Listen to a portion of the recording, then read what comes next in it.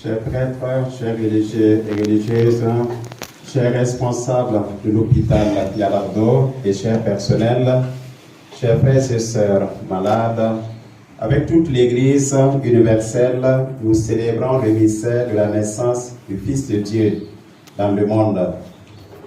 Je suis présent comme père de notre famille diocésaine dans cette structure sanitaire au milieu de personnes qui font l'expérience de la maladie et de la souffrance et de personnes qui soignent les malades ou les accompagnent.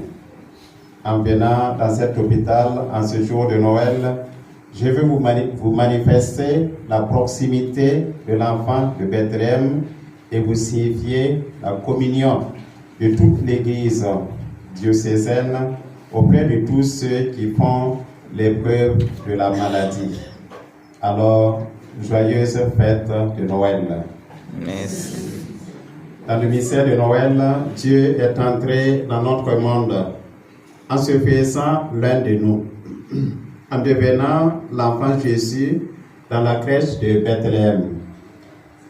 Ce message de Noël est un message d'espérance qui nous invite à vivre la maladie et la souffrance avec la conscience que Dieu ne nous oublie jamais, car il est toujours avec nous. Il nous aide à porter notre souffrance, notre maladie, car il s'est uni à tout homme et à toute femme, si bien que nos soucis deviennent ses soucis et ses préoccupations. Pour méditer avec vous ce mystère de Noël, je vais dégager 3 messages pour nous aider à bien vivre notre état de vie en étant fidèles au mystère que nous célébrons. D'abord, Noël, un grand mystère à approfondir chaque jour par tout croyant. Chers frères et sœurs, Noël est un grand mystère de notre foi. Cela est si vrai que le catéchisme de l'Église catholique enseigne que la foi en l'incarnation véritable du Fils de Dieu est le signe distinctif de la foi chrétienne. Dieu a pris notre chair pour se rendre visible à nos yeux. Voilà le mystère de Noël. Dieu a pris notre chair pour se rendre visible à nos yeux. Il s'est fait l'un de nous. Un tel mystère est si grand. Nous sommes en présence d'un réalisme dans la confession de notre foi qui se traduit par l'abaissement du Fils de Dieu pour se mettre à notre niveau, pour rejoindre chacun de nous dans sa situation. Dieu est descendu parmi nous. Il est devenu un enfant et il s'est abandonné entre nos mains.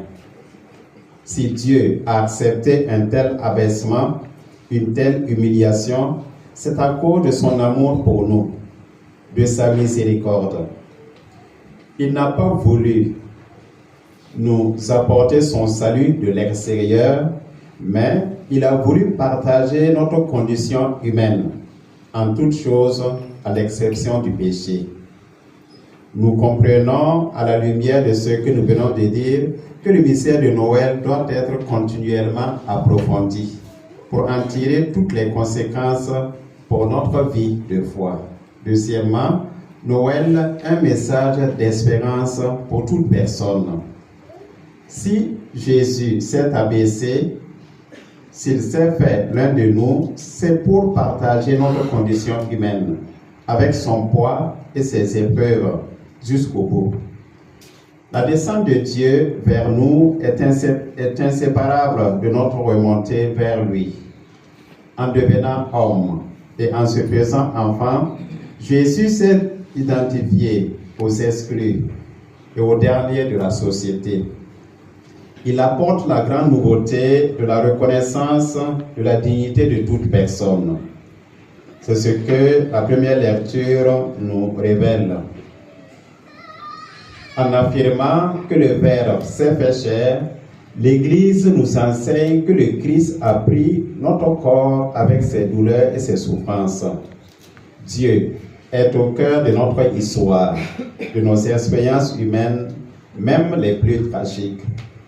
Nous pouvons confier à Dieu nos vies, nos maladies et nos souffrances. Célébrer Noël, c'est nous ouvrir à l'expérience chrétienne et accepter de courir le risque de la foi. Ainsi, en partant de la conviction que la chair assumée par le Christ en venant dans notre monde est semblable à notre chair, nous avons l'assurance car nous pouvons remettre notre cause